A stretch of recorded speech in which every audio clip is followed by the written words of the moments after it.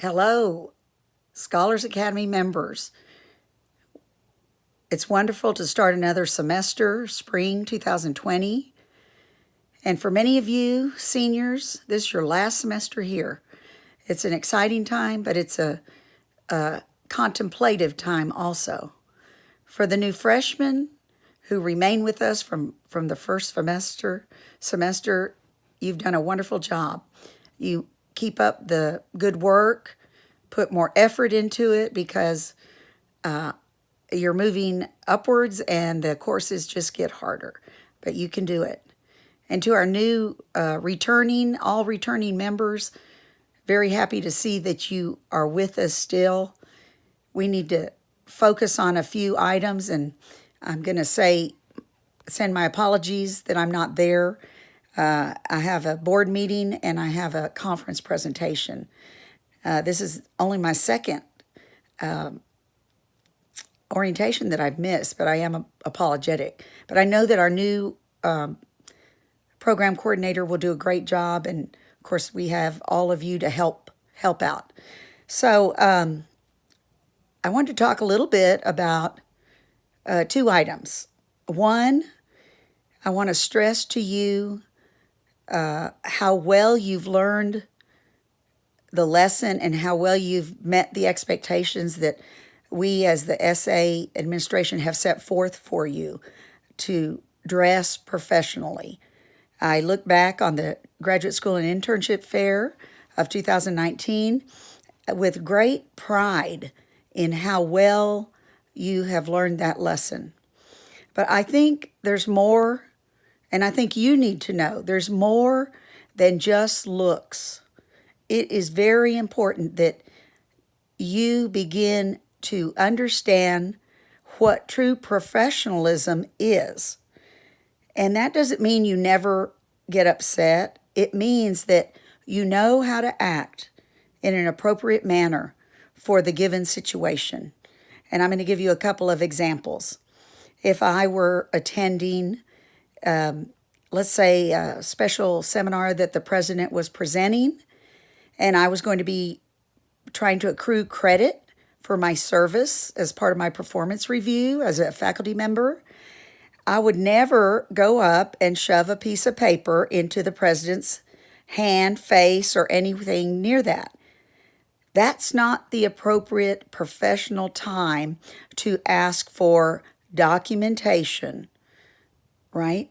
I would go, of course, and talk to him about my thoughts on what he shared. Did I have questions? And then something to remember, that I would not dominate his time. You have to take cues from the person, and if they don't give cues, then you cue yourself. That you can come back in another time or through an email, and you can return to the conversation if you had wanted a longer one.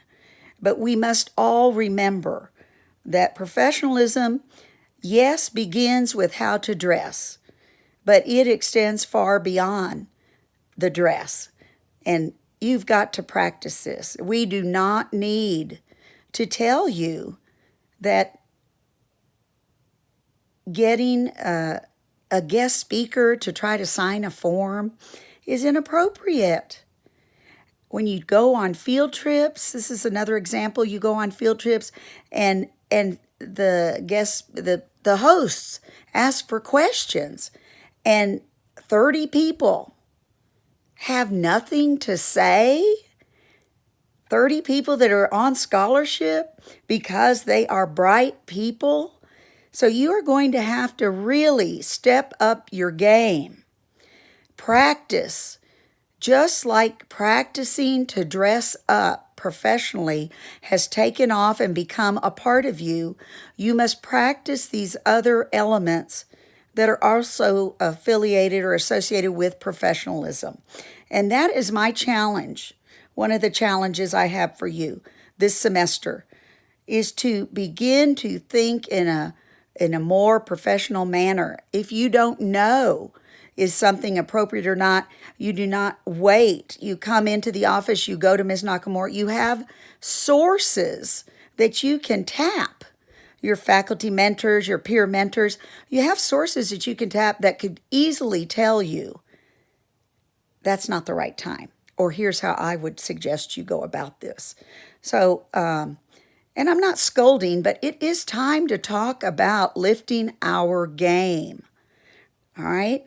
You've done a great job of the getting to first base, just to use a baseball analogy, and now we need to round home plate, and that means that we want all the SA members graduating with the tools that they will be asked to use in that work environment, be it a graduate program or an industry workforce program.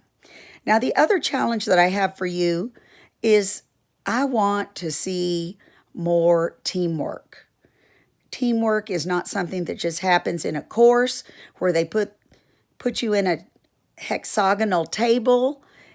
It is each of us helping the other. Now, of course, you are your own keeper, but it is very much a part of giving back to our society that we help others before they may ask for help. Now, many people have a lot of pride, and pride is a wonderful thing to have, but often there's a saying, pride goes before the downfall. So you have got to understand yourself, and you can do that through reflective talks within a group environment. If you don't have a study group, you need to make a study group. Your study group could be your peer mentor, faculty mentor group, but it doesn't have to be, because each of you is studying or emphasizing something different in your major. So the other challenge is let's see some more teamwork. Let's not, in a funny way, make fun of other people. I do not want to see that, and I know that you will rise to this challenge. And why do I know this? Because in less than 7 years, people who had, at this university, who had never worn a suit, they own one. We don't care where they got it. They own it, and they wear it proudly, and they know when to wear it. And so that is that growth mindset that Ms. Nakamura always references. So I'm going to cut this short because this program has got to get moving. The orientation is what I'm talking about. The essay is moving, and it's moving because of all your efforts. So we want to have a wonderful semester, a productive and a professional semester. So I thank you very much, and I wish I was in that photo for the family photo. Somebody in CS, I want you to volunteer and put me in there artificially. All right?